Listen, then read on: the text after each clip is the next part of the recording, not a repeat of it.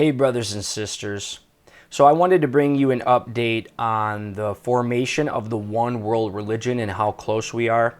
Many of you are aware of what Pope Francis stands for, how he closely resembles what could be the false prophet. We don't know for sure, but if there were to be a false prophet to come on the scene to work with the Antichrist, we would know that it would be probably Pope Francis. Now, I wanted to play some clips from a bishop within the Catholic Church, Bishop Vigano, who is speaking out against what Pope Francis is doing and how it's tying into the globalists' system that they're currently building right now.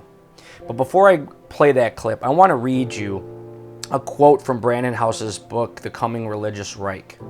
It says here, "The Church of Rome is doing exactly what they had hoped to do. Since Vatican II, held from 1962 through 1965, the Roman Catholic Church has been steadfastly working to bring about unity. The logo of the Jesuits' Georgetown University is clear. It shows an eagle holding a globe in one talon, the cross in another, and words inscribed that translate of the two, one, world politics and religion together. While I do not believe that the Roman Catholic Church will be the one world religion, I do believe Roman Catholicism is helping to lead the way and will be a part of the ecumenical one world religious harlot of Revelation 17 and is used by the mother of harlots. So what should our response be? Revelation 18:4 says, "And I heard another voice from heaven saying, 'Come out of her, my people, and be not partakers of her sins, that you receive not of her plagues.'" We are to have nothing to do with the mother of harlots. Christians must not be partakers of this false religious system. It explains in 2 Corinthians 6:14 that light has no fellowship with darkness. And here's Bishop Vigano. Not only is he at odds with Pope Francis, he basically is blowing the whistle on the fact that Pope Francis is involved in a satanic agenda, a world takeover, the installation of a global government, and the destruction of the very faith that he leads. We are at war. A war that is not openly declared, that is not fought with conventional weapons, but a war all the same, in which there are aggressors and aggressees, executioners and victims, kangaroo courts and prisoners. A war in which violence is used in ostensibly legal forms in order to violate the rights of citizens as well as believers. It is an epochal war that is a prelude to the end times and the great apostasy spoken of in Say, how can we explain what seems to be a new alliance between the Pope Francis and the New World Order? The alliance that you mentioned is not between state and church, but between the deep state and the deep church, that is, the degenerated components present within each. Francis' encyclopedical plea for universal brotherhood and social friendship, the pontiff marked the occasion with one of the most intense sequences of interreligious dialogue in the pontificate's history. And then, of course, we also have the House of Abraham, the Abrahamic Family House in Abu Dhabi, to open in 2022. That will hold a synagogue, a mosque, and a church. This, again, all has to do with coming of the Antichrist, the creation of a one-world government. You are telling us that the church has made a shameful alliance with people whose goals are not the same as traditional Christian goals. What price, in your view, is the church paying for making this choice? Why is it making this choice? The enslavement of the Holy See and all its peripheral entities to the pandemic narration is the pretium sanguinis of a scandalous betrayal.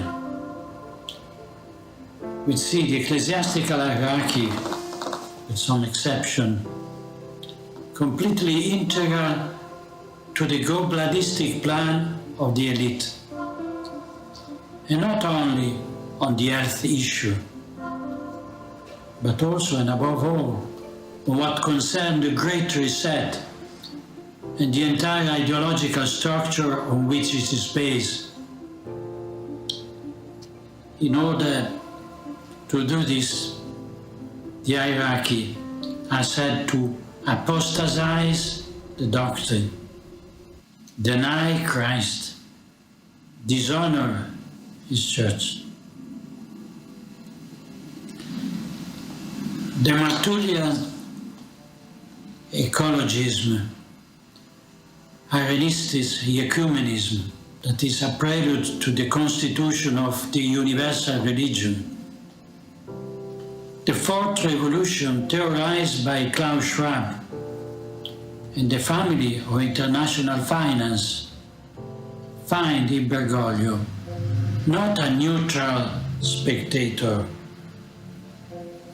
which would itself already be an unheard of thing, but actually a zealous cooperator who abuses his own moral authority in order to support a destra outside the church the project of the dissolution of traditional society,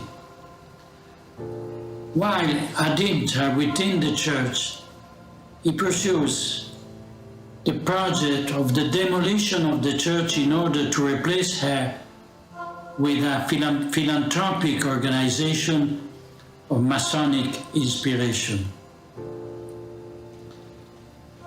And it is scandalous, as well as a source of great sorrow, to see that in the face of this ruthless and cruel massacre, the majority of bishops are silent, or rather, they align themselves obediently out of fear, self-interest, or ideological blindness. He says this. He says, we find ourselves trapped at an impasse, a dead end, from which we cannot escape as long as we do not recognize it for what it is. If we think the present crisis can be solved by addressing ourselves to the civil or religious authority as if we were in conditions of relative normality, we continue to not understand that the responsibility for this crisis lays precisely in a betrayal carried out by those authorities. We cannot ask for justice for a wrong we have suffered if the judge who ought to condemn those who infringe on our rights is their accomplice. Right? In other words, you can't appeal to the secular authorities for relief from these very same secular authorities. Doesn't make any sense. Now that the spiritual authorities are in on it too, where do you go for hope? He goes on to say, precisely because the authority of men comes from God. So as you can see there from Bishop Vigano, that he is very concerned about what he's seeing in the Catholic Church, which is interesting, him being a Catholic. I want to next play for you a clip from Brandon House's podcast exposing this for what it is. I think he does a very good job of summing it up. The Vatican Council II. I want to talk to you today about the Vatican Council II and how it helps set the stage for the coming religious Reich. Now remember, it isn't going to be just the Catholic Church, Pope Francis, whoever comes behind him, that continues this. This will be going on in the Protestant Church, which again is why I wrote the book, Marxianity, Religious Trojan Horse, the coming religious Reich. This is going to be a global thing that involves all religions. So I'm not picking on the Catholics. This is just as much going on in the Protestant world. But I want you to know that this isn't just anti-Catholic, rhetoric by me. Here you have the Archbishop Vigano saying the Vatican Council opened the door. The Jesuits got involved, the Freemasons got involved, and they opened the door to what was, he believes, destroying the traditional orthodoxy of the Catholic Church. I believe the Jesuits and the Freemasons opened the door as well into the Protestant world, particularly the Southern Baptist Convention, and destroyed traditional biblical orthodoxy in that denomination. So it's going on both accounts.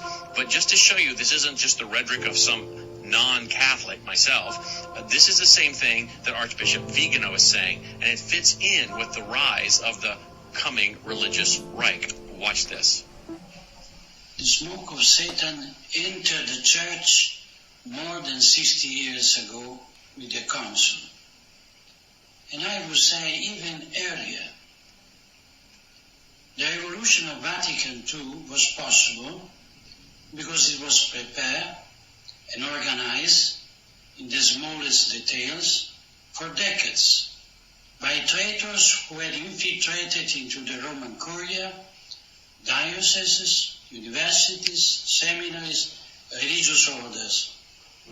All right, so notice he says the smoke of Satan. Now, unless you follow the Catholic Church, you probably have no clue why you would say that.